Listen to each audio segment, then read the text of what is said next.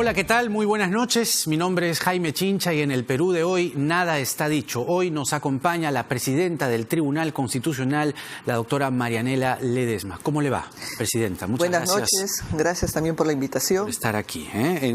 Sin duda lo de hoy ha sido o constituye un hecho sin precedentes. Hoy vimos a los 7 magistrados del Tribunal Constitucional debatiendo en vivo, algo que sin duda ha sido notable. Un caso además tan trascendental para la vida nacional como es la disolución del Congreso, o como fue la disolución del Congreso el 30 de septiembre. 4 magistrados contra 3 han votado por declarar infundada la demanda competencial del señor Pedro Lechea, con lo cual se entiende en los hechos y en los votos que la disolución del Congreso, acontecida el 30 de septiembre, se hizo respetando la Constitución, es decir, que fue constitucional. ¿Cuál es el precedente, doctora Ledesma, que deja la votación de hoy? Bueno, no es un precedente porque no hay una votación calificada, pero sí es un mensaje que se ha analizado los alcances del artículo 134 de la Constitución cuando se refiere a la negación de confianza. Si uno lee el artículo 134, la fórmula es negar la confianza, pero el constituyente no ha expresado de qué manera se va a negar la confianza, cómo se va a exteriorizar. Puede uno asumir una negación tácita o una negación, como sostenía el demandado en esta causa, que sería una negación fáctica, o podría ser una negación manifiesta, como la que yo planteé en mi intervención, ¿no? Porque de todas maneras tiene que haber una expresión externa de esa voluntad que niega la confianza que se está solicitando, ¿no? Claro. Entonces, la fórmula es genérica, pero la interpretación que hace el tribunal es la que ha llegado a complementar ese criterio. Es decir, de acuerdo a, sobre todo, sus razones, su exposición, sus alegatos, no fue una negación fáctica, sino una negación manifiesta. Exactamente. ¿Por qué? Porque cuando se planteó el pedido de confianza, radicado en qué, en paralizar la elección de los magistrados, que eso era uno de los puntos, la congresista Wilca planteó una cuestión previa para no continuar con la elección y atender el tema de la cuestión de confianza, y deliberadamente con una votación se dijo que no, que siga la elección y no se tenga que paralizar a raíz del pedido de confianza, ¿no? Entonces eso ya es un indicador de una negación que se venía señalando. Si bien no hubo una votación expresamente para negar la confianza, el hecho de no haber aceptado la cuestión previa era un manifiesto indicador de que no se iba a atender con la rapidez que se podía asumir. Además, usted durante su intervención recuerda algo que ha sido crucial y que pocos habíamos advertido en toda esta discusión desde el 30 de septiembre, que en la Constitución no se establece que la denegación tenga que ser expresa. Exactamente. Como lo decía más bien el magistrado Blume. Exactamente. Yo le leo, literalmente leemos el artículo 134 y cualquier persona puede llegar a la Constitución, habla que se haya negado su confianza, pero en ningún momento dice que la negación tenga que ser expresa o que tenga que tener ciertas condiciones. Y más aún, cuando el constituyente ha querido literalmente asumir que sea expresa, lo ha señalado en las propias normas, ¿no? Por decir, si estamos hablando de repente, para reconocer el pluralismo económico, el artículo 60 dice: solo se podrá autorizar por ley expresa. De igual manera, cuando habla de la renuncia a la nacionalidad, no cabe renuncias tácitas. El constituyente dice que tiene que ser renuncia expresa. Pongo ejemplos por citar nada más, ¿no? Exactamente. En cambio, cuando habla de la censura, no dice expresa o tácita o manifiesta o algún supuesto. Es una fórmula muy genérica, y que la interpretación que hemos dado nosotros hoy de ese artículo 134 al caso, a la luz del caso y de los hechos, cómo se ha sucedido esta situación, nos lleva a convalidar y a decir que se ha dado una negación de la confianza. Ahora, es importante, como le decía al comenzar, yo le dije precedente, usted me dijo mensaje, porque algunos integrantes de la comisión permanente actual, reactivamente, afirman que esto ya estaba anticipado, incluso en una entrevista del Comercio, el magistrado Sardón adelantó esa misma posición, es decir, que esta votación era inminente. Pero algunos van más allá y dicen que los magistrados han declarado infundada la demanda competencial porque actúan de forma temerosa o de una forma temerosa frente a hechos consumados, cometidos por el presidente Martín Vizcarra. ¿Podrían ustedes, los que han votado, respaldando la ponencia del magistrado Ramos, ser temerosos del gobierno de turno y al mismo tiempo hacer una interpretación constitucional sesgada respecto de la disolución? No, yo pienso que, y estoy segura que todos los magistrados que hemos votado, sea a favor o en contra, lo hemos hecho con toda la libertad y la independencia que siempre hacemos en nuestros casos. Y en lo personal yo no tengo temor, yo diría a nadie tengo temor, y menos, no sé, al demandado, que sería en este caso. Y por lo tanto me parece no razonable las ideas que están señalando, ¿no? El señor Pedro Laechea también ha reaccionado en su cuenta de Twitter y él sostiene, primero, que ha felicitado a los magistrados Blume, Sardón y Ferrero por la posición mostrada hoy y que más bien va a ser la historia la que juzgue la decisión adoptada el día de hoy por el Tribunal Constitucional.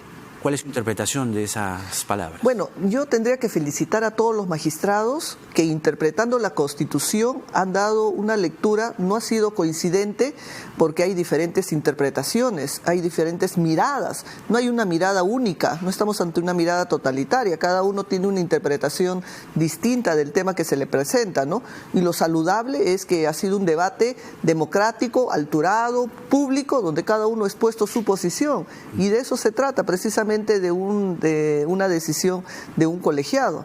Y más bien yo felicito que todos hayamos tenido esa posibilidad de hacerlo. ¿Fue difícil o fue fácil poder realizar, no me refiero al debate, sino poder realizar esta transmisión en vivo, ya que usted habla de consensos? ¿Hubo consenso en los 7 magistrados para que se pueda llevar adelante esta transmisión en vivo o más bien hubo ciertas renuencias? No, yo tengo que saludar a los magistrados del tribunal que tuvieron consenso en realizar esta transmisión en vivo, pero a manera de piloto, a manera de ensayo, a ver qué tal receptividad se tenía en la colectividad y a ver qué tal experiencia teníamos en esta propuesta que he planteado, ¿no? Sí hubo una receptividad al punto que todos han colaborado y saludo y reconozco esa disposición de ellos a asumir esta experiencia. Ahora, la pregunta es si esto va a continuar, es decir, si vamos a poder los peruanos ver más audiencias del Tribunal Constitucional en vivo, cosa que a mi modesto juicio me parece sumamente saludable, abona en favor de la transparencia de un ente tan importante en la vida política, jurídica, constitucional del país como es el tribunal. Claro. ¿De qué depende de que esto se mantenga? Mire, haremos el análisis, el balance de lo vivido y de la receptividad de esta experiencia. Voy a insistir en el Pleno porque esto pueda formalizarse en la modificatoria del reglamento y bueno, espero que la mayor parte de magistrados, por no decir todos, pudieran internalizar que debería ser una pauta permanente en los debates de control de inconstitucionalidad de normas. Ahora, esto marca sin duda un derrotero de cosas hacia atrás, aunque se haya dicho que, claro, en lo que hubo consenso más bien, sí, fue que los 7 estaban de acuerdo en que no se podía volver al estado anterior al 30 de septiembre del Congreso disuelto. Es decir, ahí me parece que hubo consenso entre todos. Todos estaban de acuerdo en que el Congreso disuelto no podía restituirse. Pero hacia atrás, me parece, usted dígame, que sí hay cosas que revisar, porque le quería preguntar, usted que es la presidenta del ente que cautela, vigila la Constitución, ¿cuántas infracciones constitucionales se cometieron el 30 de septiembre por la mayoría parlamentaria? Según el artículo 105, que usted ha citado hoy, tienen preferencia del Congreso los proyectos del Ejecutivo con carácter de urgencia. Sí. Se vulneró ese artículo de la Constitución. Segundo artículo. Pueden haber más. Yo solamente cojo 2. El 129, que los ministros pueden concurrir a las sesiones del Congreso, participar en sus debates con las prerrogativas del Congreso, salvo votar. Le trancaron la puerta al señor del Solar. Segunda infracción constitucional. Mi pregunta es, ¿las infracciones a la Constitución se sancionan? ¿A quién le toca aplicar sanciones a los artículos de la Constitución. Claro, pero en este caso el debate era un tema de contienda de competencia entre las atribuciones del Ejecutivo y el Legislativo, y esas posibles infracciones que habrá que discutirlas y analizarlas les corresponderá discutir a futuro en el nuevo Congreso, en el nuevo Parlamento. Lo debe hacer entonces. Posiblemente si alguien lo impulsa. Ese es un escenario en el que se podría dar. Porque hay quienes señalan, por ejemplo, que lo que ocurrió después de la denegación en los hechos de la confianza al señor Salvador del Solar, y si la disolución del Congreso fue constitucional, tal como ha quedado claro en los votos, todo lo sucedido tras esta disolución puede ser denunciado o, como le dije hace un momento, podrían haberse cometido más de un delito o una infracción a la Constitución. Por ejemplo, luego de la disolución, el señor Pedro Lachea y el Pleno suspenden al presidente Martín Vizcarra. Luego, la señora Mercedes Arauz jura como presidenta interina. ¿Cabe aquí algo que investigar, que denunciar? ¿Se han cometido vulneraciones a la Constitución, por ejemplo, por usurpación de funciones? Bueno, eso es un tema que podría ser motivo de análisis para un futuro escenario en un nuevo Congreso, ¿no? Eso es una posibilidad. ¿La otra? No, es una posibilidad. Ahora, que tenga éxito no ese análisis y toda esa propuesta es otro tema. Pero claro, acá se están marcando cosas que no tienen precedente, es decir, es la primera vez que se utiliza toda esta dinámica de disolución, entonces hacia adelante sería bueno establecer pautas. ¿Es algo que se va a establecer en los 7 días que vienen? Sí, precisamente en el debate uno de los temas que se aportó a la ponencia del magistrado Ramos es que debería señalarse ciertos criterios que debería considerarse a futuro en el ejercicio de la cuestión de confianza, para evitar que esto podría darse de una manera arbitraria. Entonces consideramos que en la ponencia debería ser enriquecida de esa manera, ¿no?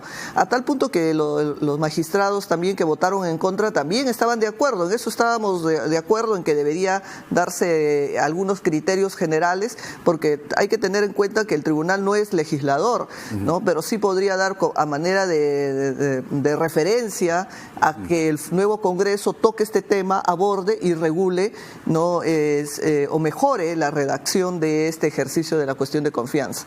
¿Qué le dice usted a aquellos que sostienen que hoy más bien es un día de luto para el derecho, para la Constitución? Hay varios que han señalado eso, sobre todo los que conformaron la mayoría parlamentaria disuelta. Ajá.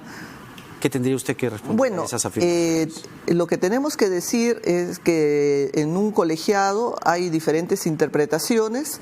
Todos tenemos la posibilidad de interpretar la Constitución, pero al final se zanja con la votación. Y hay una votación en mayoría que ha asumido un criterio rector, que es el que se ha señalado ahora. ¿Por qué? Porque quienes más han venido justamente sosteniendo esta crítica, que conformaron la mayoría parlamentaria disuelta, insisten con el San Benito de la denegación fáctica, que usted ha hecho bien en colocar más bien como denegación manifiesta. Se ha criticado y sus opositores sostienen que sentaría un precedente nefasto para que futuros gobernantes hagan lo que les venga en gana y disuelvan el Congreso con argumentos antojadizos y hasta arbitrarios. ¿Cuán cierto es eso? No es cierto, porque la misma ponencia del magistrado Ramos desarrolla toda la situación traumática que se vivió en todos estos par de años en las relaciones del Congreso con el Ejecutivo, que llegó a un punto de quiebre que tuvo que cerrarse el Congreso. Y en esas condiciones es en las que se ha analizado este caso, pero no es que se esté dando una carta blanca para que mañana cualquier presidente decida por una sola discrecionalidad cerrar el Congreso. No ese es el sentido de la ponencia, y espero que cuando salga publicado se pueda leer de repente con los aportes y los ajustes que se está haciendo a la ponencia, porque al final es un insumo de trabajo que en el debate ya hemos advertido que debería ser enriquecido con unas pautas a futuro, ¿no? Usted utiliza un término fundamental, carta blanca. Exacto. ¿Cómo garantizar que lo que hoy se ha votado no sea eso, no sea una carta blanca para el futuro? No va a ser una carta blanca porque vamos a señalar algunas ideas rectoras que debería considerarse a futuro para que no pueda desnaturalizarse este ejercicio de la cuestión de confianza. Pero más allá de lo que uno pueda haber señalado en la interpretación, también está el papel del Congreso, que tiene que hacer también su rol en cuanto a la redacción de una mejor interpretación de esta norma, ¿no? Eso es lo que podríamos decirle. ¿Qué tendría concretamente que hacer el nuevo Congreso? Eso es fundamental, porque ustedes dejan un trabajo además que hoy hemos visto todos, hemos visto a los magistrados en vivo y en directo, y cada uno va a hacer sus votos singulares, sus ponencias, en fin, y sobre todo van a sustentar sus votaciones. ¿Cuál es el trabajo que le toca ahora, sin que usted interfiera en las competencias del legislativo, sino qué es lo que toca? Bueno, en lo que se refiere a la cuestión de confianza, nosotros en la ponencia por mayoría vamos a señalar criterios rectores de manera orientadora, porque al final nosotros no somos legisladores, que podrían ser recogidos por el nuevo Congreso y plasmarlo en una mejor redacción en cuanto a esta figura, redacción normativa en cuanto a esta figura. ¿Y un criterio rector, el más importante que en este momento usted crea que sea necesario que acompañe la decisión de hoy? No, lo que hemos puesto o la idea que queremos desarrollar son supuestos en las que no procedería la cuestión de confianza, el negativo, en las que no. Por ejemplo, no podría yo plantear una cuestión de confianza para alterar el modelo republicano o para alterar el modelo democrático o de repente para asumir competencias que le pueda corresponder estrictamente al Congreso. Por decir, quiero que se nombre al Contralor y se hace una cuestión de confianza desde el Ejecutivo para que se nombre ese Contralor, cuando eso le corresponde a atribuciones al Congreso, ¿no? O sea, la idea es sentar ideas, criterios rectores, pero de lo que no debería acompañar una cuestión de confianza. Lo que sí debería, la realidad puede a veces superar más de lo que uno puede imaginarse. Los 4 votos expresados hoy son sólidos y convincentes. Me explico. En la votación respecto al habeas corpus de la señora Keiko Fujimori hubo una controversia respecto a que no eran necesariamente 4-3. Los fiscales del equipo especial sostenían este argumento, sino que era 3-1-3 por la naturaleza misma del voto singular del señor Ramos. ¿Puede ocurrir algo así esta vez con el magistrado Miranda? No. Los 4, de manera categórica, hemos asumido que la demanda es infundada. Lo que podríamos más bien es enriquecer esa ponencia trabajando estos criterios que hemos señalado o algunas miradas, pero que van a complementar. Pero de ninguna manera nos apartamos de la ponencia del magistrado Ramos, en su texto esencial, en su texto base. Disculpe la infidencia, pero ¿en algún momento el magistrado Miranda dudó de su voto? ¿Hubo algún trascendido el fin de semana de que el señor Miranda más bien estaba inclinándose hacia la posición del bloque del señor Sardón y compañía? No, yo desconozco ese tema, tendría que preguntarle al magistrado Miranda. Ahora, sí es importante, como usted bien señala, que en estos 7 días donde se van a expresar ya el detalle y las razones de los votos, se coloquen justamente eso, los motivos y los argumentos más sólidos, por ejemplo, en favor de esta denegación en los hechos. Usted le llama denegación manifiesta, el presidente le llamó denegación fáctica. Y recordemos eso, porque primero se vota por una cuestión previa de la congresista Indira Wilca. Segundo, el Congreso sigue adelante con la votación de magistrados del TC. Usted en el debate de hoy sostiene lo que acabo de decir, que fue una denegatoria manifiesta. ¿Cómo así usted piensa que se debe definir de una forma más prolija? Perdone la insistencia, pero es que esto es muy importante porque esto sienta las bases del equilibrio de poderes a futuro y sobre todo el respeto de un poder frente al otro. Y si hay una denegatoria, como usted bien llama, manifiesta, pues tiene que estar muy bien sustentada. ¿Cuál es ese desarrollo que usted podría adelantar esta noche?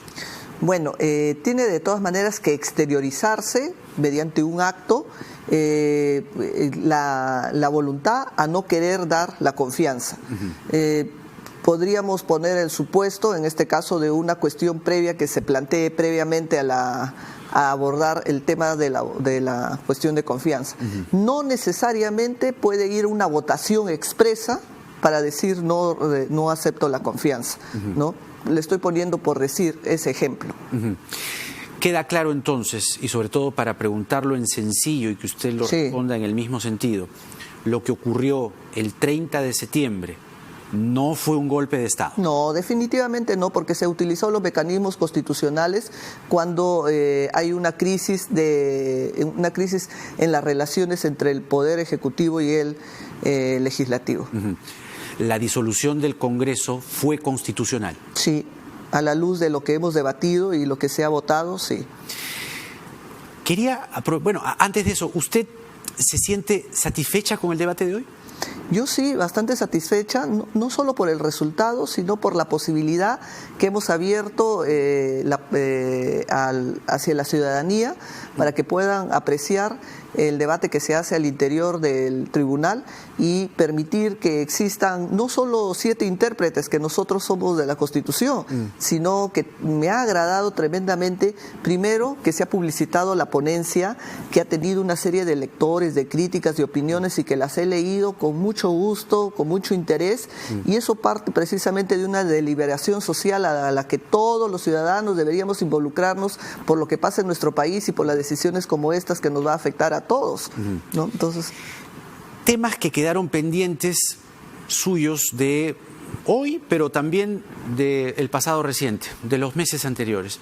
Usted denunció en su momento al semanario Hildebrand en sus 13 que había recibido presiones del Congreso, de la mayoría congresal, de que si usted votaba a favor del habeas corpus de la señora Fujimori, usted se mantenía en el Tribunal Constitucional, condicionando incluso su permanencia en el Tribunal Constitucional.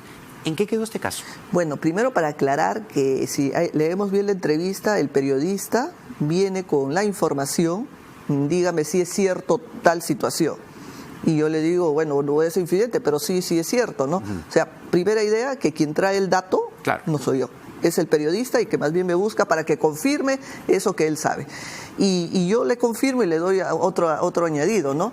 Y esa información el Ministerio Público me la ha pedido, yo he declarado hasta donde recuerdo de todo lo que me ha solicitado mi declaración. ¿Y eso en qué estado va? ¿En Fiscalía? ¿No? Está en la Fiscalía, pero no sé en qué estado estará. Por lo menos yo ya declaré y el Ministerio Público nos comunicará, no sé cuál será ya la situación que tomará la investigación. ¿Se reafirma usted en considerarse en el Tribunal Constitucional de un bloque antifujimorista?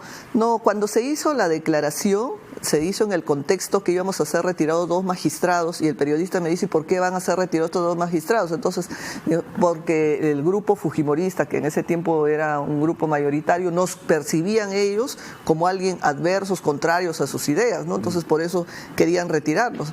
Pero en líneas generales yo no tengo una lógica de ser adversa o ser anti, a tal punto que en el mismo tribunal mis mejores relaciones de mayor cordialidad las tengo precisamente con todos los magistrados de todas las corrientes y de todos los pensamientos. O sea, ¿iba a decir usted con los fujimoristas? No, yo no he dicho ningún magistrado que tiene una camiseta fujimorista, pero tengo relación buena con todos los magistrados. Hoy el periodista Ricardo Uceda, en su artículo de los martes en La República, sostiene que usted en la audiencia de la Comisión Especial de la Junta Nacional de Justicia revela que fue tutora de una tesis de Inostroza, de César Inostroza Pariachi, que incluso usted añadió que, si bien es cierto, había sido una tutora formal, el defensor del pueblo dijo que el término formal podía sugerir que aparecía como tutora de una tesis que no revisó. El tema no quedó muy aclarado, dice Uceda, ni tampoco si ambos hablaron por teléfono. ¿Usted habló por teléfono con César Inostroza? No, mire, en lo paradójico, ¿de dónde sale esa información? Dígame usted. Porque yo se las he brindado. a la comisión especial. Exactamente, en una mirada de transparencia, lo primero que yo llego a la comisión y digo, señores, acá se está cuestionando las vinculaciones de Inostroza con los miembros de la comisión, inclusive con algunos postulantes, ¿no? Yo tengo que aclarar y decir que al señor Inostroza nunca he tenido ninguna llamada. Y en mi vida le he visto 2 veces en 2 situaciones. Y aclaro, primero en un viaje oficial que hicimos una delegación del tribunal y una delegación del Poder Judicial. Del Poder Judicial fue el señor César Inostroza, el señor Bieste y el señor Ángel Romero al Supremo Tribunal Federal en el Brasil. Y del Tribunal Constitucional también fue una delegación de magistrados, ¿no? Fuimos y nos encontramos en ese evento, que era un evento financiado por auspiciado por una fundación Joaquín Nabuco. Esa ha sido la situación. Cada institución, cada delegación ha tenido su propia partida, su propio movimiento. No nos hemos encontrado en el evento. Lo que dice Uceda dice, compartieron el avión, el destino, el evento. ¿Durmieron en el mismo hotel? Preguntó alguien. Ledesma dijo no recordar. No, cada delegación, son delegaciones diferentes. La delegación del Poder Judicial tuvo su propio hotel, su propio periplo, no sé, somos totalmente independientes, ¿no? Que hayamos coincidido porque la Fundación nos invitó a ambas delegaciones es otro tema. Y en el caso también de la vinculación con la Universidad de San Martín, yo estoy hablando hace 18 años. Hace 18 años, no estoy hablando de estos años, hace 18 años yo trabajaba en la Universidad de San Martín y realizaba un filtro metodológico para todos los proyectos de investigación de la universidad en el ámbito de maestría. Y lo que hacía era verificar si por lo menos tenía las condiciones mínimas metodológicas de todos los proyectos en general que me asignaba la universidad. Y lo único que he hecho es verificar si tiene por lo menos un rigor mínimo metodológico del proyecto para que luego pase a su asesor para que trabaje. Yo nunca he sido asesor del señor Inostroza. ¿No asesoró su tesis? No he asesorado de su tesis, ¿no? El señor tiene una especialidad en lo penal. ¿Tutora de una tesis de Inostroza? No. Yo no he asesorado ninguna tesis. Dice Uceda. Bueno, lo Marianela gracioso... Ledesma dijo, yo fui tutora de una tesis. El señor Uceda tendría que haberme preguntado a mí porque yo encantada le daba toda la información. Esta información que él publica es la que yo he transmitido a la Junta Nacional, a la Comisión Especial que he transmitido y que más bien quisieron que yo deje constancia, que no tenía ni mayor inconveniente en dejar constancia, pero yo les pregunté, ¿y ustedes han dejado constancia de sus llamadas que les ha hecho Inostroza, ustedes miembros de la Comisión Especial? Entonces, si ustedes no dejan constancia de sus llamadas y sus recuerdos, entonces, ¿por qué quieren que dejen la constancia? Yo, en un área de transparencia, les estoy diciendo que esos son los 2 únicos momentos que he visto al señor. El presidente del Poder Judicial y al defensor del pueblo. Sobre todo el defensor del pueblo, que es el presidente, que en ese entonces me dijo hay que pedir constancia. Entonces, esa fue la situación en general. Pero entonces, para que quede claro, ¿cuántas comunicaciones telefónicas tuvo usted con Inostroza? Ninguna. Y lo digo públicamente, ninguna. Yo, en principio, le creo. Claro. Lo que pasa es que el señor Lecaros, en este mismo estudio, con Patricia del Río, en agosto del año pasado, ella le preguntó y le dijo, ¿cuántas llamadas tiene usted? Ninguna. Dijo exactamente lo mismo y hoy nos venimos a enterar que jamás me va a comparar con el señor Lecaros. Yo he abierto, he querido compartir sin que nadie me pida, ¿no? Esta información que hace 18 años, ¿no? Hice un filtro metodológico de un proyecto de investigación con el señor Inostroza y hace 3 años fuimos en una delegación con un grupo de magistrados que coincidimos en el Brasil en esa delegación. ¿Jamás me va a comparar con el señor Lecaros por alguna razón en particular? Cada persona tiene su peculiaridad, ¿no? Muy bien. ¿Cuál es la de Lecaros? No sé, él lo dirá. Por lo menos yo respondo por la mía. Bien.